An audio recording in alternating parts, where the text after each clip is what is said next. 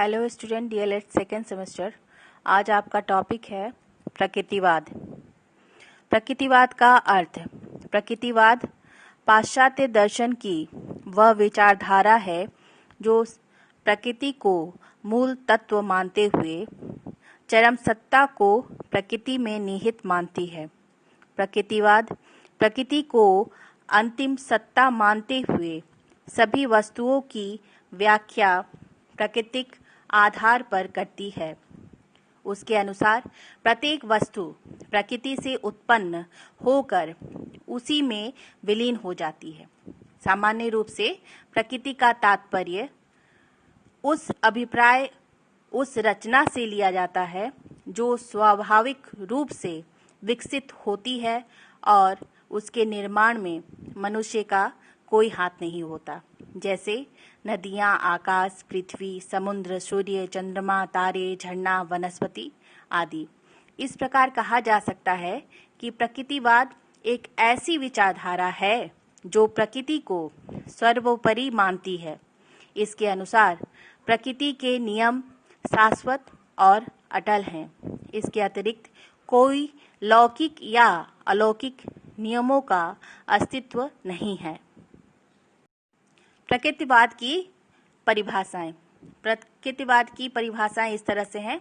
Bryce के अनुसार प्रकृतिवाद एक प्रणाली है और जो कुछ आध्यात्मिक है उसका बहिष्कार ही उसकी प्रमुख विशेषता है। थॉमस और लेग के अनुसार प्रकृतिवाद आदर्शवाद के विपरीत मन को पदार्थ के अधीन मानता है और यह विश्वास करता है कि अंतिम वास्तविकता भौतिक है, आध्यात्मिक नहीं। प्रकृतिवादी शिक्षा की विशेषताएं। प्रकृतिवादी शिक्षा की निम्नलिखित विशेषताएं हैं। पहला है प्रकृति की ओर लौटो। प्रकृतिवादियों का विश्वास है कि बालक का स्वाभाविक विकास केवल प्रकृति का अनुसरण करने से ही हो सकता है। दूसरा है पुस्तकीय ज्ञान का विरोध। प्रकृतिवादी पुस्तकीय शिक्षा को अनावश्यक मानते हैं। उनका मत है कि इस काल की सब शिक्षा का आधार करके सीखना है। और तीसरा है प्रगतिवादी। प्रगतिवादी के अनुसार जिस प्रकार बालक का शारीरिक विकास आयु के साथ साथ होता है, उसी प्रकार शिक्षा की भी धीरे धीरे प्रगति होनी चाहिए। निषेधात्मक शिक्षा। निषेधात्मक शिक्षा के अंतर्गत सत्य की शिक्षा न देकर असत्य से बचाने की शिक्षा दी जाती है। और पांचवा है बालक की प्रधानता। प्रकृतिवादी शिक्षा में बाल केंद्रित शब्द का प्रयोग सर्वप्रथम जॉन एडम्स ने किया था। इसमें शिक्षक, पाठ्यक्रम व परीक्षा के स्थान पर बालक को शिक्षा का केंद्र माना जाता है। छठवां है बालक की स्वतंत्रता पर बल। बालक की शिक्षा में हस्तक्षेप न करके उसको स्वतंत्रता देकर शिक्षा ग्रहण करने का अवसर दिया जाना चाहिए।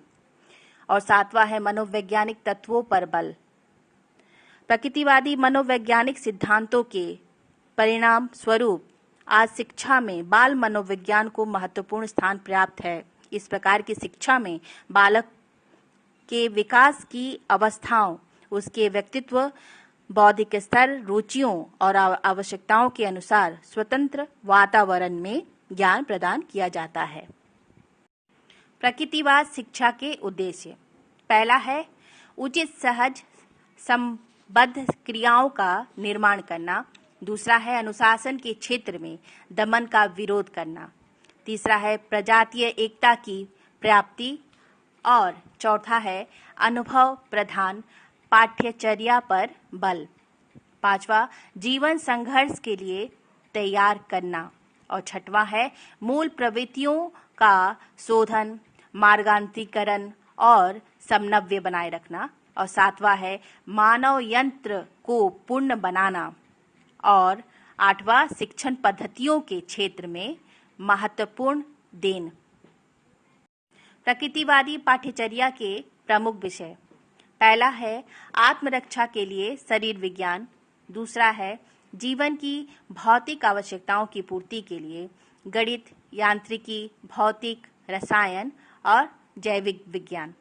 तीसरा, संतति पालन के लिए शरीर विज्ञान और मनोविज्ञान।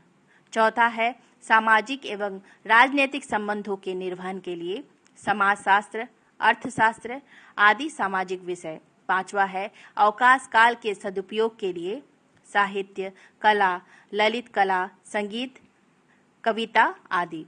स्पेंसर के अनुसार पाठ्यक्रम में उपयुक्त विषयों को महत्व दिया गया है। प्रकृतिवाद और शिक्षण विधियां। पहला है करके सीखना। प्रकृतिवादी करके सीखना पर विशेष बल देते हैं। उसके अनुसार बालक स्वयं कुछ करके सीख सकता है। दूसरा है स्वानुभव द्वारा सीखना। प्रकृतिवादी स्वानुभव के द्वारा सीखने को महत्व देते हैं।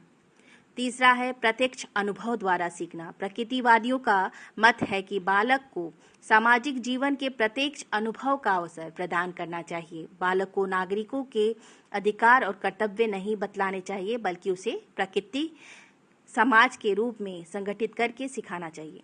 और चौथा है खेल द्वारा शिक्षा। प्रकृतिवादी खेल द्वारा शिक्षा को सबसे अधिक उत्तम समझते हैं। प्रकृतिवाद और अनुशासन। प्रकृतिवाद में दमनात्मक अनुशासन का विरोध किया जाता है तथा मुक्तियात्मक अनुशासन की भी बात की जाती है। प्रकृतिवादी विचारकों के अनुसार गलत कार्यों के लिए प्रकृति स्वयं दंडित करती है तथा अच्छे कार्यों के लिए पुरस्कृत भी करती है। प्राकृतिक परिणामों द्वारा अनुशासन को बहुत से विचारकों ने स्वीकार नहीं किया है। प्रकृतिवादियों ने बाह्य शक्तियों पर आधारित अनुशासन को स्वीकार नहीं किया है।